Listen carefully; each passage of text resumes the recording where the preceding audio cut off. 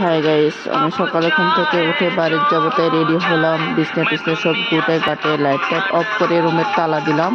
তো এখন bag tag বাইরে নিচে বাইরে দেখি তো গেটের তালা দেওয়া দুটা। তারপরে একটা দিদি আছে আন্টিকে দেখতে গেছিল, তো ওই যে আন্টি গেট খুলে দিলাম, আমরা আসলাম, রাস্তায় আসলাম। রাস্তার মধ্যে তো অনেকক্ষণ দেখলাম গাড়ি আসতেছে না। ওই যে বান্দর একটা দেখলাম, বান্দরকে আমি দেখলাম, বান্দরটা আসতেছে না, তাই ওখানে উঠে তো ওই যে ওয়েট করি আছি গাড়ির জন্য। বহুত খারাপ লাগছে তাই বসেছি, গাড়ি আসতেছে না, ওয়েট করি আছি, অপেক্ষা করে আছি। আধা ঘন্টার মতন অপেক্ষা করেছি, তারপরে গাড়ি আসলো, গাড়িতে উঠলাম। উঠে এই যে গাড়িতে বসিয়া আমি অল্প ক্যামেরাটা মানে এই যে ভিউগুলো ভালো লাগে তাই অল্প শ্যুট করে নিলাম। তো ভিউগুলো আমার বহুত ভালো লাগে তাই শ্যুট করে নিলাম।